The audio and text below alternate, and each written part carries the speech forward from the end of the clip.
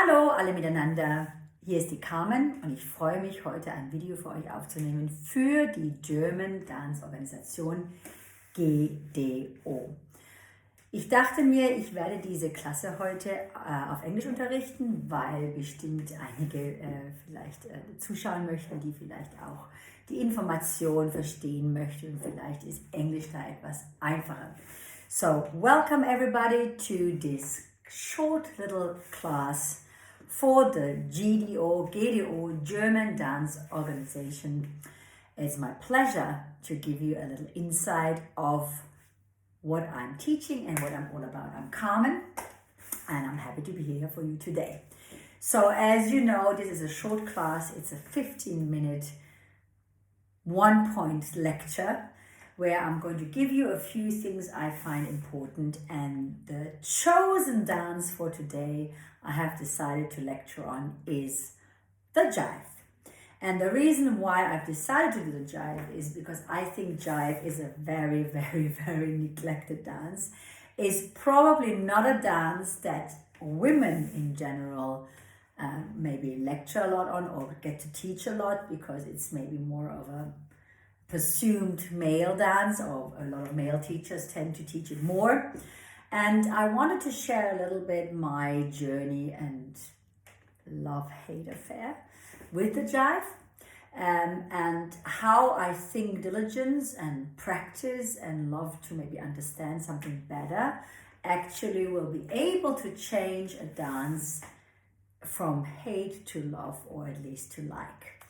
And one thing for sure I've learned a lot in my career is that it doesn't pay off only to practice and study diligently and hours the first three dances, because overall, if you're going to make the semi or make the final, you will be judged over 5 dances, and in the end each dance will represent 20% of your success.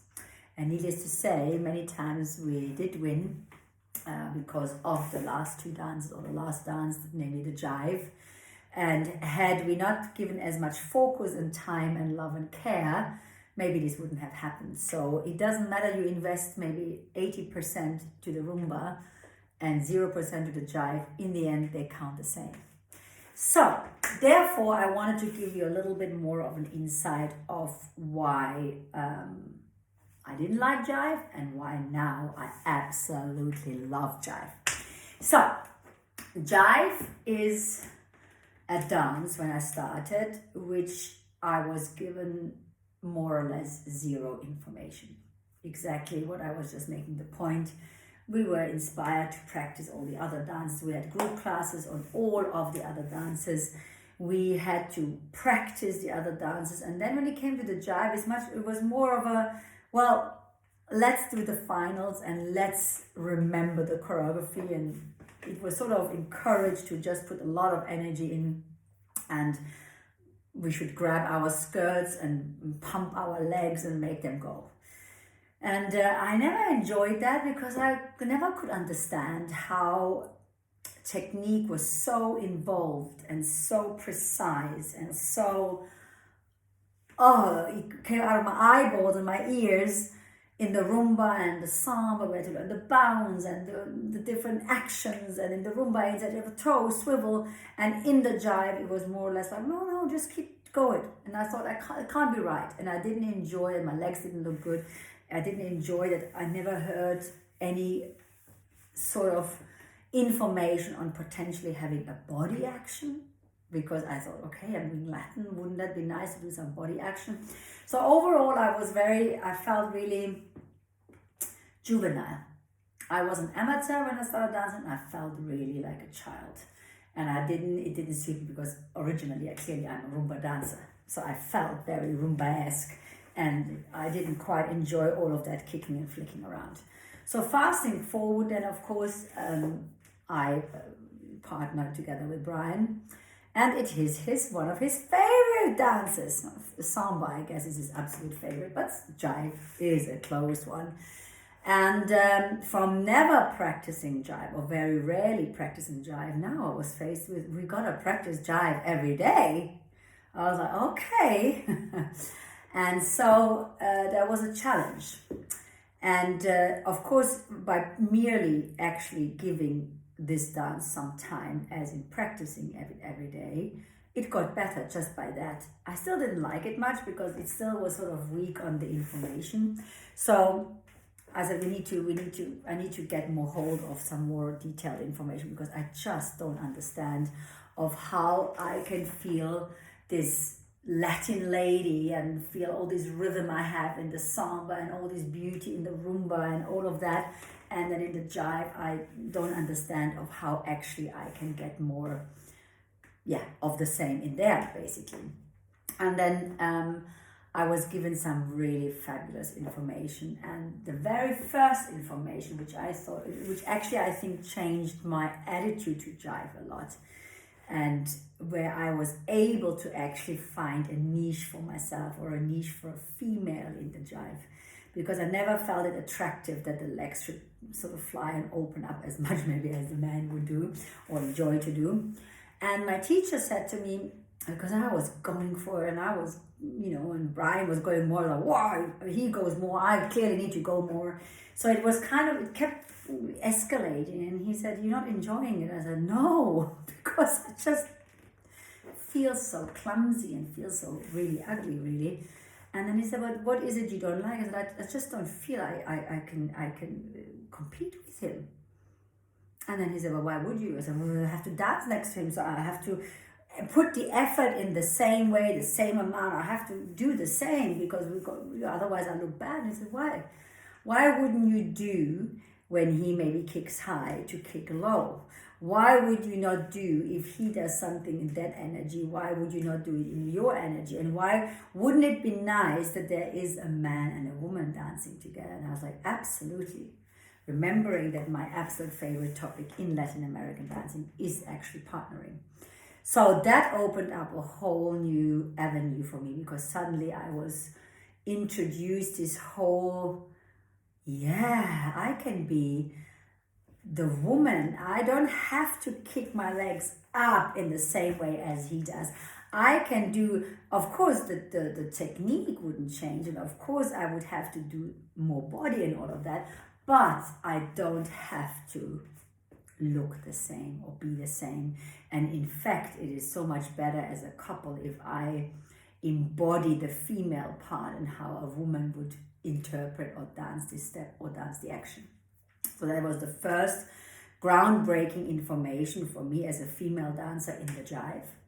And the second sort of direction and information was for me that, and in fact maybe that's with the Paso Doble too actually, that all dances of the Latin dances, all 5 dances, are body dances. And that was like, hallelujah, it was such an amazing piece of information, because I really could relate to that, because I understood that the cha-cha, the rumba, and the samba are dances where we use our bodies, where we have body rhythm. And it felt very alien to me that the paso and the paso doble and the jive should be not body dances. They should be sort of, adopted somewhere else, and we're not using our body. And that helped me a lot. So these 2 pieces of the puzzle suddenly started to create for me a more of a clear direction of where I wanted to take my personal jive.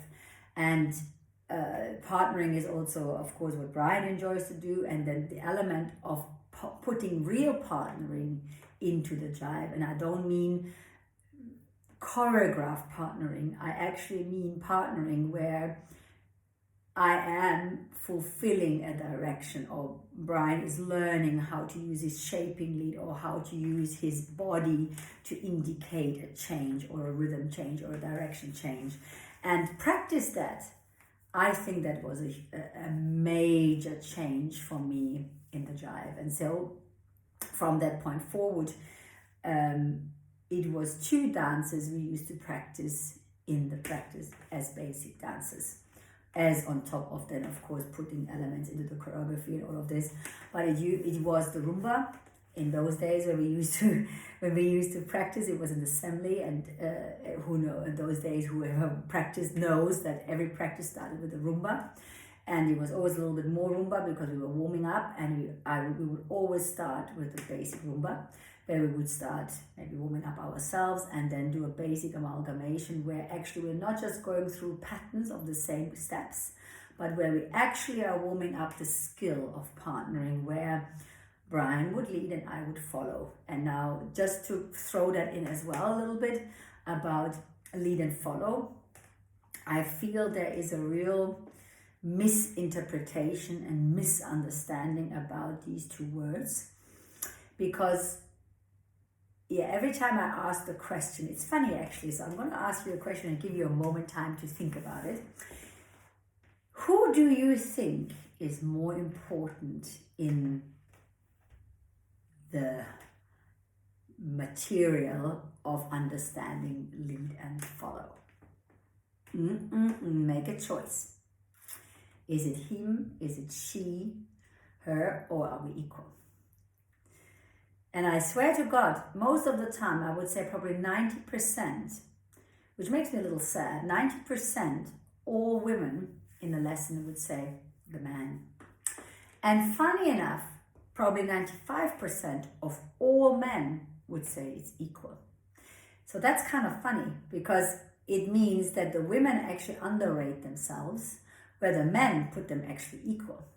And yet in the perception of a woman, it means, oh, I have to be, he is more important. So my answer is we're definitely equal. And I think it's as equal as in, I think actually I'm more important. And I'm going to tell you why. Because I think it is important that we understand that without the other, the job doesn't exist. So a leader, and that's why I don't like the word leading as such, because it implements or insinuates as sort of a leader, you're on top and I'm underneath, where I think we are equal. And to start with, I think I have to make the first choice. And the first choice is, yes, I want to be led. So I am accepting this and give the partner a chance. And now if he is leading, then I can follow. And therefore, I would like to replace actually the word for my teaching and for my understanding with to lead means to start, and to follow means to finish. So I think one cannot exist without the other, so it's a symbiosis. And what I liked about the actual implementation of partnering skills in the Jive was that I got so much stronger as a female, so much more finishing. Like, for example, when you talk about that I will continue in this direction till the man changes the direction, I would go for it, and I would go for it till he changed. And there is something really empowering about it, because basically what it is that we are fulfilling our purpose in this relationship through dance, where we're not doing each other's job halfway. I'm 100% of what I bring in, and my partner is 100% what he brings in. And the nice thing about that is suddenly we become 200% rather than 50-50. And the nice thing also is that, yes, information such as technique about music, about any aspects of coordination or basic actions, foot positions, amount of turns, is not different. Of course, my steps are different as the man's steps, but in the end of the day, the technique is unisex in the form of how does my action work and all of that. And yet, when we come into partnering skills, I think my contribution to the partnership is different to the man's. So, as you can see, there is a huge new world out there. And I really hope I can inspire you a little bit to maybe go and have these lessons with all your teachers around the world and study this Jive, because nowadays it's one of my favorite goes-to. Rumba and Jive. I would have never thought I would say that, but it is, because I really feel it's a beautiful dance and it has the same qualities and elements and what I appreciate in all the other dances. And like with everything else, practice makes perfect. So if you don't practice it, you will never make it better. And I think this dance deserves as much TLC as the others. So in this note, I want to thank you for my 15 minutes peek through the keyhole informations of my information through dance. Und ich möchte mich jetzt auch nochmal hier auf Deutsch bedanken, dass ihr euch alle die Zeit genommen habt, mir hier zuzuhören. Ich bedanke mich und vielen lieben Dank, dass ihr alle am YouTube-Channel bei der GDO oder auf unserer Webseite diese wundervollen kurzen Workshops anschaut. Bis bald, eure Carmen.